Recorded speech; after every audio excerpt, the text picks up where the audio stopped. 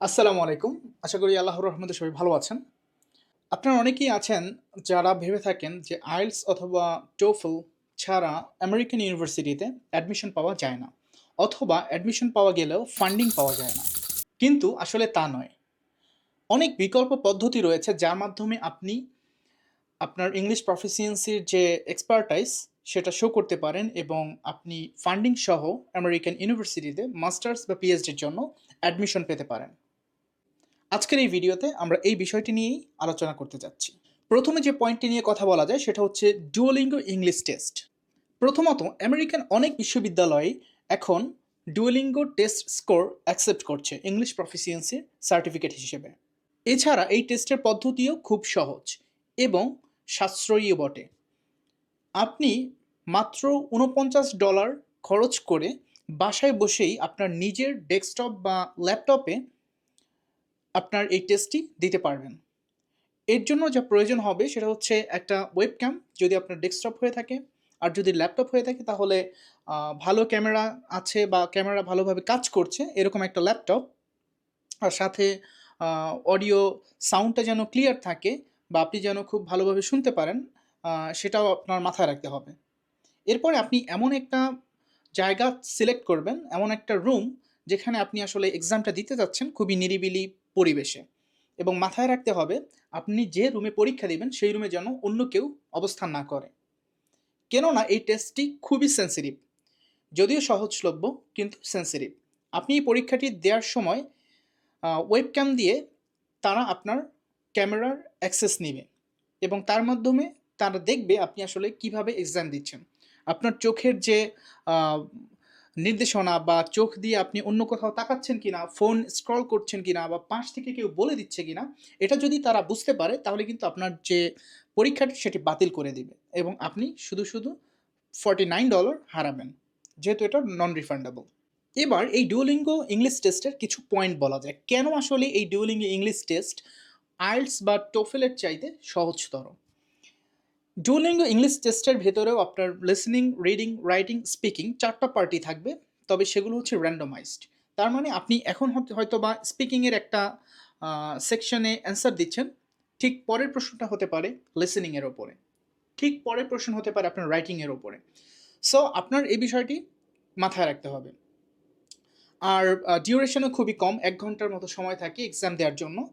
আর যেহেতু randomised question আসে, আপনার প্র্যাকটিস যদি যথাযথ থাকে, আপনি যদি কম্পিউটারের টাইপিং স্পিড যদি ভালো থাকে, টাইপিং অ্যাকুরেসি যদি ভালো থাকে, তাহলে কিন্তু আপনি এই যে এক্সাম এতে খুব ভালো রেজাল্ট করতে পারেন। আর রেজাল্টের ব্যাপার হচ্ছে এই এক্সামে 160 নম্বর থাকে। আপনি 160 নম্বরের ভেতরে যদি মিনিমাম 120 পেয়ে যান তাহলেই কিন্তু আপনি লাকি। কেননা আমেরিকান বেশিরভাগ ইউনিভার্সিটিতে, টপ র্যাঙ্কড ইউনিভার্সিটিতেও 120 স্কোর অ্যাকসেপ্ট করছে। Even Duolingo English test score accept করছে এমন যে ইউনিভার্সিটিগুলো, সেই লিস্ট কিন্তু আপনি ডুওলিঙ্গোর যে ওয়েবসাইট পোর্টাল সেখানে গেলেই আপনি দেখতে পাবেন। দ্বিতীয় যে পদ্ধতি সেটা হচ্ছে পূর্বে ইংরেজি মাধ্যমে পড়াশোনা করা। ফর এক্সাম্পল, আপনি আপনার ব্যাচেলর বাংলাদেশের কোনো একটা ইউনিভার্সিটি থেকে শেষ করেছেন অথবা মাস্টার্স শেষ করেছেন, আপনি পিএইচডির জন্য অ্যাপ্লাই করতে যাচ্ছেন। সেক্ষেত্রে আপনি যে ইউনিভার্সিটিতে পড়াশোনা করেছেন, মোস্ট ইম্পর্টেন্টলি আমাদের যে পাবলিক প্রাইভেট ইউনিভার্সিটিগুলো আমাদের দেশের, সেগুলোতে কিন্তু ইংলিশ মিডিয়ামে পড়াশোনা করা হয়। যদিও আমরা লেকচারগুলো বাংলাতে শুনি, কিন্তু অ্যান্সার করা বা খাতার যে উত্তর লেখা পরীক্ষায় সেগুলো কিন্তু আমরা ইংলিশেই নর্মালি লিখি। আর অনেক কোর্স থাকে যেগুলো হচ্ছে ইংরেজিতেই হচ্ছে ডেলিভার করা হয় অনেক ইউনিভার্সিটিতে। সো মিডিয়াম অফ ইনস্ট্রাকশন দিয়ে আপনি খুব সহজেই আইএলটিএস এবং ডুওলিঙ্গো ছাড়াই আমেরিকার অনেক ইউনিভার্সিটিতে অ্যাপ্লাই করতে পারবেন। তবে সেক্ষেত্রে কিছুটা শিথিল করতে হবে আপনার ইউনিভার্সিটি লিস্ট এবং আপনার অনেক কিছুই ছাড় দিতে হবে।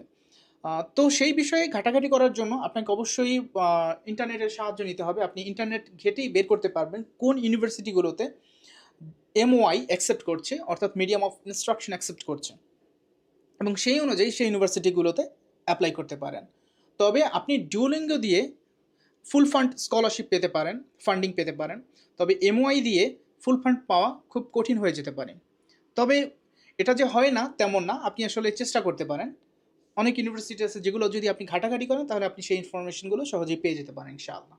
তবে আপনার যদি পছন্দের ইউনিভার্সিটি থাকে অথবা আপনি একটা স্পেসিফিক স্টেটের ইউনিভার্সিটিকে টার্গেট করছেন, তাহলে অবশ্যই আপনার আগেই ঘাটাঘাটি করতে হবে যে সেই ইউনিভার্সিটি MOI অ্যাকসেপ্ট করে কিনা। যদি অ্যাকসেপ্ট করে না থাকে তাহলে আপনার এই অপশনটি বাদ দিতে হবে। বরং ডুওলিঙ্গো যদি অ্যাকসেপ্ট করে তাহলে আপনি খুব সহজেই ডুওলিঙ্গো এক্সাম দিতে পারেন।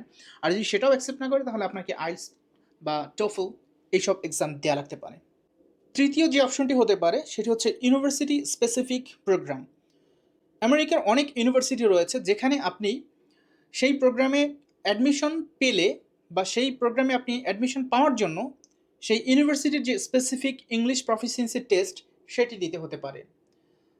এটি দেওয়ার মাধ্যমে অন্যান্য যে English proficiency test IELTS, TOEFL বা ডুওলিঙ্গো সেগুলো কিন্তু আপনার দেয়া লাগবে না।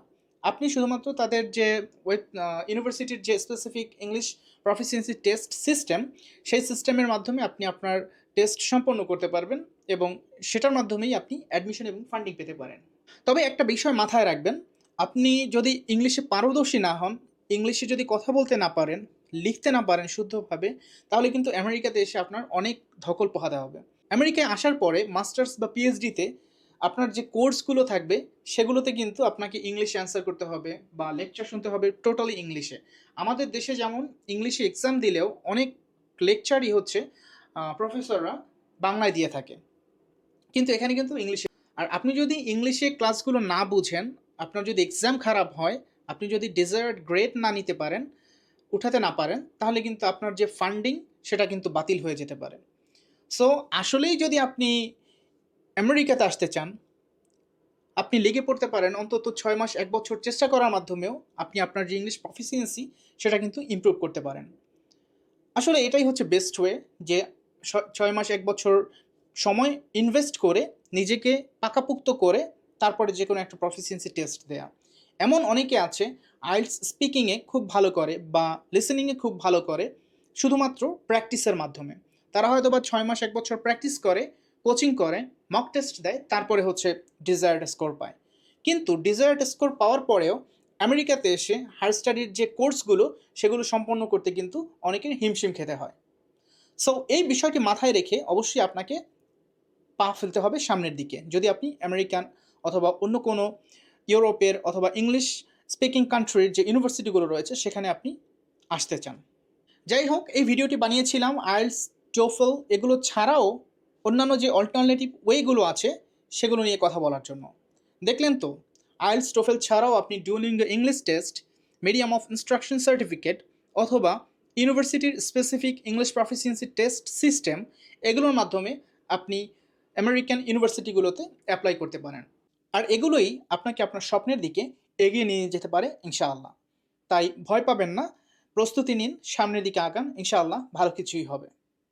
সবাই ভালো থাকবেন, সুস্থ থাকবেন, দেখা হবে পরবর্তী কোনো ভিডিওতে। আসসালামু আলাইকুম রহমতুল্লাহ।